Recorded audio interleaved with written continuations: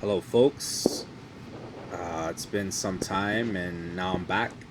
And hopefully, I have a successful launch of the channel again. This time, I think I'm doing something a little different from what was usually on my page, but in the same vein of educating you folks and such. Not that any of you need educating, because I'm pretty sure you're all smart individuals if you're subscribed to my channel and watching my videos, but just a little info for you that is a little insane. So some time ago, uh, something changed, and it changed in regards to privacy. I try to keep myself very safe, and uh, I don't like any kind of intrusions on my privacy, especially tracking what websites I go to and all that kind of stuff. Because if you don't know, that's how these conglomerates are able to advertise more specifically to you and all that good stuff. So, without going into too much detail of how I used to browse, basically, I stayed in private. I always cleared out my cache. I never signed in across websites. Pretty much, if I went to a banking website, I would close out, clear my cache, delete everything, and then go to Amazon. And even when I browsed on Amazon and I looked at different products on Amazon, I would close out the session and I would copy the URL address and remove the additional information in the URL address that verified my session and all that kind of good stuff. So basically, I tried to do everything possible to make it that there weren't what I like to call a cross contamination of website cookies, where one website or one provider or a service or an entity was able to see I just visited another website and gain information like that. But it got to the point just recently that something must have changed where it didn't matter that I did these things. Um, and so I suspect, I don't know fully, someone watching this video probably knows more than I, that at this point we are being tracked by our IP address, which isn't hard to do. Obviously, websites and servers must know our public IP addresses so that we can get the exchange of packets of information so that we can see a web page or access a service. But it has gotten absolutely excessive. I noticed it about a month and a half ago, and I'm making this video because it's a little bit ludicrous. I unfortunately am a big proponent of Microsoft, but Microsoft is involved in this, and I would say Microsoft is doing what I would call a Google, because I stay away from Google. I have for many years, back when I was in school, and I read about a lot of Google's infringement practices on privacy, and unfortunately, I think I don't think Microsoft is doing the same thing. I just wanted to show you folks this. So I'm on MSN.com, and I just typed in this random story. It doesn't matter what article it is. I scroll to the bottom here, and as you can see, I have these personalized ads. Now, what's most interesting about this first one here, this ad on the elliptical machine, is that as you know, with the pandemic, it's hard to go to a gym and all that kind of stuff. So I looked up an elliptical. Now, you're probably saying, yeah, you typed in and searched for that elliptical machine, and that is why they have that in your search results on Bing, because I use Bing. No, I actually searched for this elliptical machine using my Android phone using Edge, but I am not signed into Edge, and I'm not signed into anything on the Android phone. I did not search for this elliptical machine. I went to Costco.com and I searched for the department for exercise machines, and I navigated my way through the Costco website to this very machine.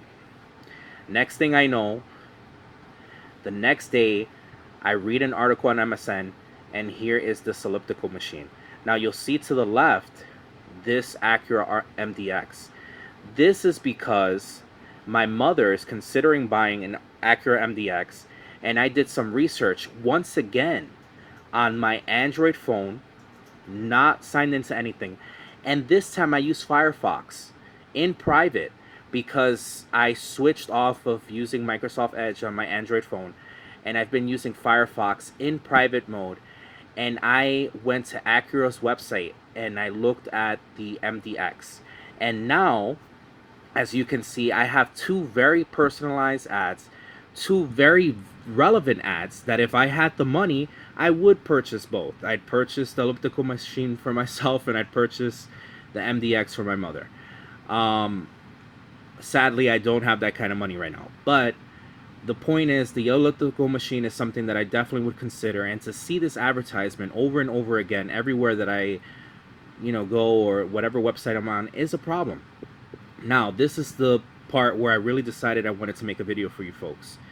I clicked on the ad icon that opened a setting page and all that hoopla. And when you scroll down, it says, how does Microsoft deliver personalized ads?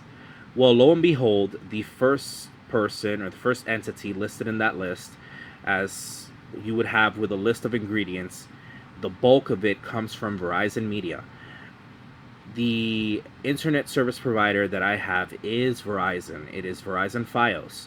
And Verizon got some super heated um, criticism just some while ago, some years ago, where they were using something called a super cookie. And you're probably asking yourself, what the heck is a super cookie? Well, they were tracking people across their mobile network by assigning essentially what's called a super cookie. And it didn't matter what you did or what you browsed, so long as you were on Verizon's mobile network, they were tracking everything you did with the super cookie. They got sued for that. And allegedly, they stopped doing that. And so now it doesn't make any sense that they're not doing it, but somehow, clearly, I'm being tracked across different devices, doing different kinds of website activity. Because my concern, as I mentioned earlier in the video, is that I didn't use a search engine. If I had used Bing or Google, and after that point, somehow with my IP address, then I'm advertised based on that IP address, that's not so bad. The thing is that the Acura MDX that I looked up, and also the elliptical machine, those were web pages that I visited. They weren't things I typed into a search engine. I visited those two different web pages using a different device, but of course using the same IP address through my Verizon ISP. And that is how Verizon Media is now providing information to Microsoft's network to advertise to me specifically. But this is the biggest point of the video, is that I clicked, because they said that I could read more about personalized ads if I click on this Verizon Media link. I click on the link, and I want you guys to look up here real quick at the URL information. So it went first to AOL.com, and then it ended up on Yahoo.com. I have no idea what AOL has to do with Verizon. I thought it was part of Warner Media, but I guess it's all one huge conglomerate. Apparently, AOL either belongs to Verizon or Verizon belongs to AOL, and also Yahoo is involved in this mix.